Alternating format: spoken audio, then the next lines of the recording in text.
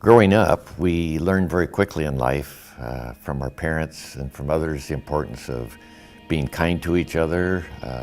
We learn the golden rule fairly early: do unto others as you would have them do unto you.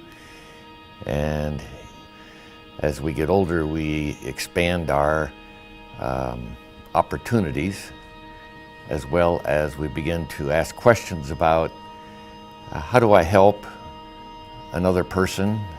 Do they really need my help? We begin to ask those kind of questions, and they're very good questions, but they trigger in us the need to not only understand our motive, but to understand their need. And from a spiritual point of view, we begin to look at how Jesus would approach that particular person and their need, as well as how Jesus is calling us to serve in terms of this story of what we call the Good Samaritan. In that story, Jesus is trying to answer the question, who is my neighbor? And he tells the story of a Samaritan man who culturally and socially has been despised by others, but he is on a journey, and he comes across a man who has been robbed and beaten and left for half dead. And the Samaritan, who himself has been a victim, reaches out to somebody else who has been victimized, and he shows compassion to that person, but he engages himself in that individual's catastrophe.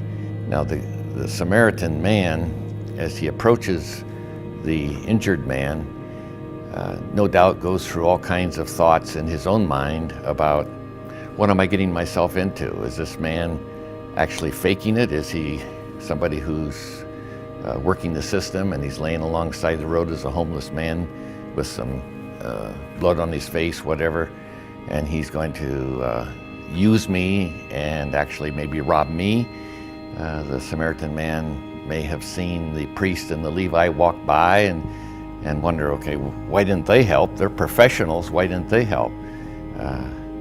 But whatever issues he had in his own mind, he pushed beyond those, and he reached out to the man who had been beaten and left for half dead. No wonder we call him a Good Samaritan, because he really goes overboard in trying to engage.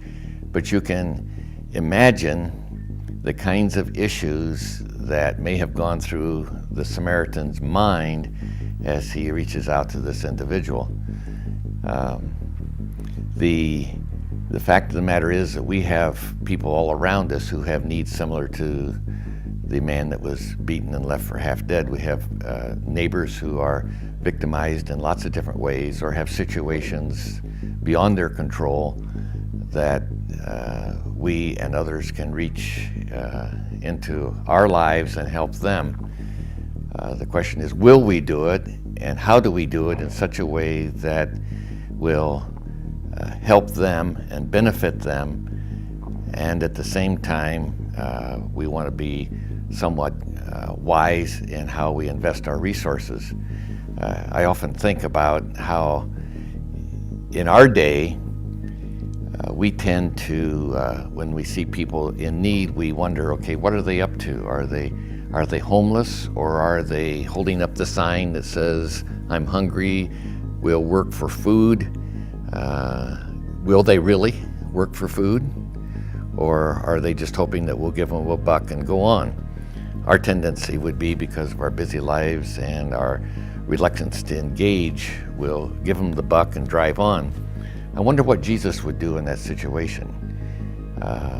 He comes across the man sitting beside the road, and what would Jesus do in that situation? Would he give a buck and just go on, or would Jesus kneel down beside the person and say, what's your name? What's your game?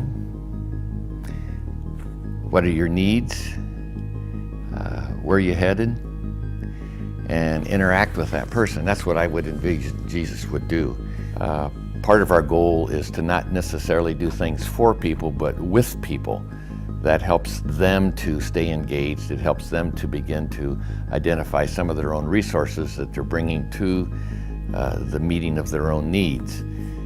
Sometimes they are not aware of how to begin a project or who to call to help them with the project. So sometimes we come alongside, maybe not do the project or the need for them, but help them to find creative ways to address it. Sometimes we can involve them in fixing their own need once they have somebody that comes alongside to help them with it.